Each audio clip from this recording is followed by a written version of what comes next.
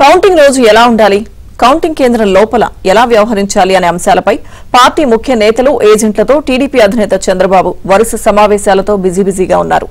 Counting రోజు counting కేంద్రాలలో party ఏజెంట్లకు అభ్యర్థులకు ఎటువంటి సందేహం వచ్చినా తక్షణమే నివృత్తి చేసేందుకు టీడీపీ వార్ రూమ్ ను ఓపెన్ చేసింది. మంగళవారం ఉదయం 7 గంటల నుంచే వార్ రూమ్ లో చంద్రబాబు, లోకేష్ అందుబాటులో ఉండనున్నారు. కౌంటింగ్ డేకు కౌంట్ డౌన్ స్టార్ట్ కావడంతో రాజకీయ పక్షాల నేతలు హడావిడిలో మునిగిపోయారు. తెలుగుదేశం అధినేత చంద్రబాబు నాయుడు సోమవారం మధ్యాహ్నం 3 గంటలకే పార్టీ కేంద్ర కార్యాలయానికి వచ్చారు.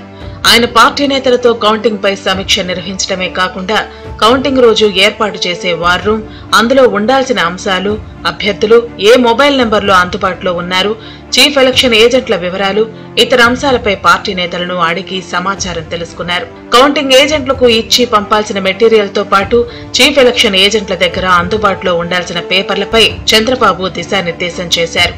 పోస్టల్ బ్యాలెట్ల విషయంలో హైకోర్టు, సుప్రీంకోర్టు ఇచ్చిన తీర్పు కాపీలు కూడా చీఫ్ ఎలక్షన్ ఏజెంట్లకు, అభ్యర్థులకు పంపాలని ఆదేశాలు జారీ చేశారు.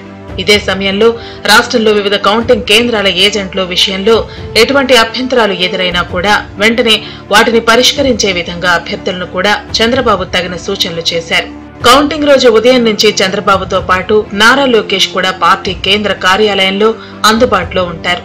లోకేష్ పోటీ చేస్తున్న మంగళగిరి నియోజకవర్గం కౌంటింగ్ ఆచార్య నాగార్జున యూనివర్సిటీలోనే కావడంతో ఆయన పార్టీ కేంద్ర కార్యాలయంలో ఉండి ఓట్ల లెక్కింపు వివరాలను ఎప్పటికప్పుడు తెలుసుకుంటారు. వార్ రూమ్ లో పార్టీ సీనియర్ నేతలు ఉండాలని, అవసరమైతే ఎప్పటికప్పుడు సీఈఓ కార్యాలయానికి వెళ్లేందుకు కూడా ఒక టీంను సిద్ధం చేశారు.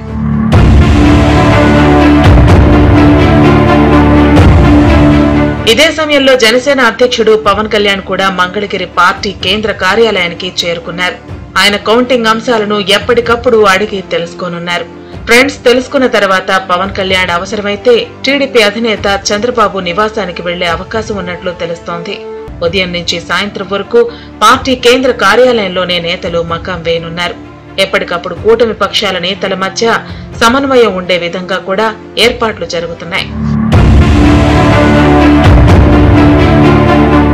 మరోవైపు వైసీపీ అధినేత ముఖ్యమంత్రి జగన్ విదేశాల నుంచి వచ్చిన తర్వాత ఆయన ఎవరినీ కలుసుకోలేదు. పైగా ఎగ్జిట్ పోల్స్ వచ్చిన తర్వాత ఆయన ఎవరితోనూ మాట్లాడలేదని చెబుతున్నారు.